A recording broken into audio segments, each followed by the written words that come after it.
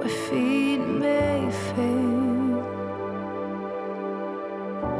and there I find you in the mystery, in oceans deep. I mean, we had a long telephone conversation about this, that we both had felt that way, that we felt like God was telling us and pulling us to start a new church, and then we said, that's nuts.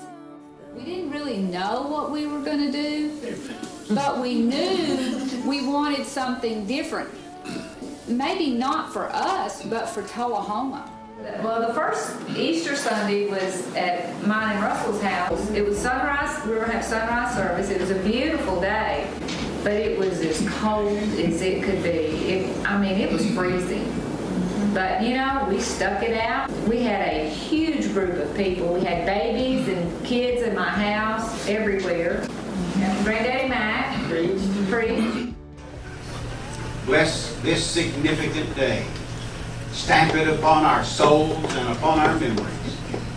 And the joy of it, and the excitement of it, and the thrill of it, and the possibilities of it to touch lives. So I will call upon your name and keep my eyes above the waves. Beautiful morning, thank you. My soul will rest in your Well, King's Cross Church I described it as a church that was started by 75 A-type personalities. In that, you didn't say something could not be done and King's Cross not do it. It was that type of church.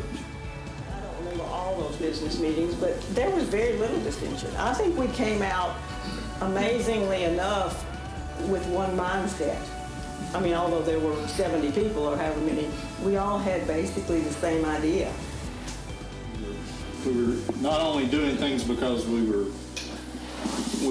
A-type personalities and we didn't want to fail, but we also were trying to do things that God wanted us to do. We bathed everything in prayer.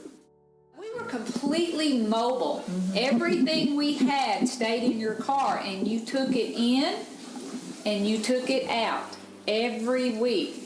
And, you just did it.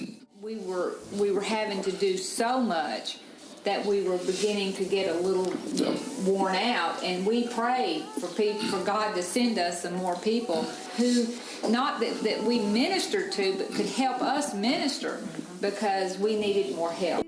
Seriously, we're praying about that, and it was amazing how God met that need. Yes. Because we did have, right at that time, we had an influx of some families that came and joined us from out of town, different places that were able to come in and really make a difference. I can remember Barrett and I had a conversation our freshman year of college. We were gone for 6 weeks or so maybe before we came home the first time, and there were strangers. We didn't know some of the people, and it was a great thing for the church to grow, but we did not like it. You people don't know who we are. I remember having that conversation with him about, this is a great thing. We have to kind of get over that, because the church needs to grow. And, it needs to be a place where we don't know everybody. I remember the night we met at Pat Milam's, and you were saying, projecting into the future about building a building. And of course, at that point, we didn't even have church. We didn't have building. But you were saying, I can just visualize my boys, who were teeny tiny at that time, up there on a ladder hammering something. And I thought, she's not even thinking about herself. She's thinking about these kids. I think that was a big part of it. I didn't know it at the time, but the investment in young people, I think, was incredible for the community. It drew, friends started coming with us, and their families started to come with them, and I think that was something different, just the investment. I can go so long used to earn my life is done, you can bury me in the wide, wide web. I'm a life for me!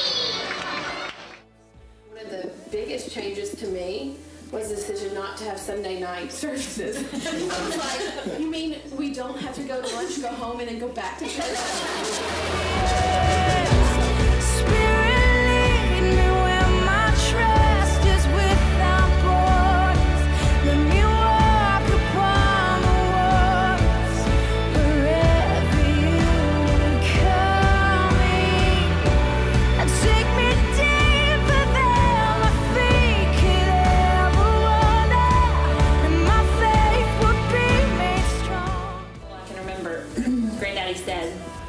That he had to make the decision in his heart that he was gonna enjoy the worship, because he didn't enjoy it on his own, but the young people did, and I think that was something that was really important.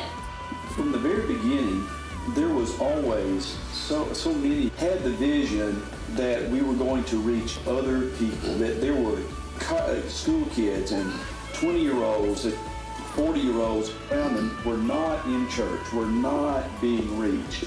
That was always a driving force, that it goes beyond us and what we like, what we feel comfortable with.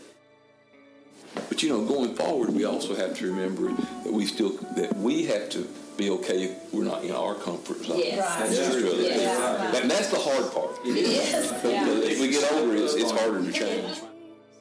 Answering your question about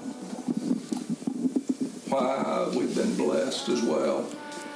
That same meeting where John spoke at the association, Granddaddy Mac also got up and spoke that night. And I think it had a huge impact on us because it spoke volumes about what he and his generation did for our church.